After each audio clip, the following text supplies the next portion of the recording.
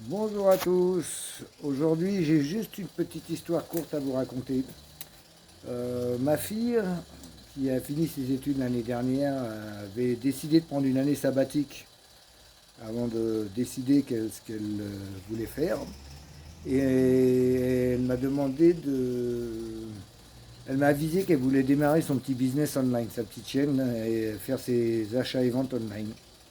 Je lui dis que j'approuvais, il n'y avait pas de problème, hein, je suis toujours là pour aider mes enfants, les supporter. Et donc elle est partie chez son frère à Paris. Hein, comme je vous l'ai dit, moi je me partage entre Nairobi et Londres, donc je ne suis pas souvent en France. Donc elle est partie une année en France. Elle a démarré son petit business chez son frère, chez son grand frère, mon autre fils.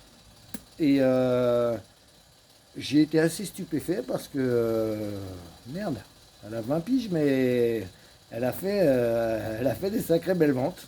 Elle a fait son bon petit argent.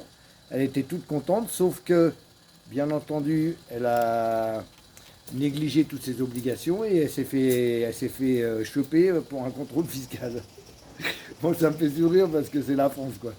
Donc elle s'est fait choper par un contrôle fiscal et elle s'est pris le double d'amende que ce qu'elle a réussi à gagner sur son année. Donc c'est idiot ça paraît toujours idiot ce que je vous dis, mais parents et grands-parents, vous savez comment sont les enfants. Ils s'investissent complètement dans les ventes et les achats, mais alors les obligations, hein, c'est le dernier de leurs soucis. Donc à nous de penser à eux, quoi, à nous de les protéger, par grand-père, grand-mère, père, mère, prenons soin de nos enfants et pensez à leur créer une petite société anglaise.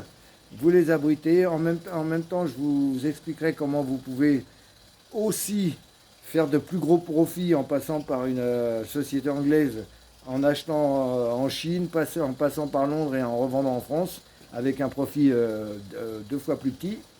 Mais surtout protégez-les parce que vraiment, je suis tellement déçu par la France. C'est devenu un pays que de taxes, de stress. Donc voilà, une petite histoire courte, mais qui me fait sourire, mais qui en fait n'est pas vraiment drôle.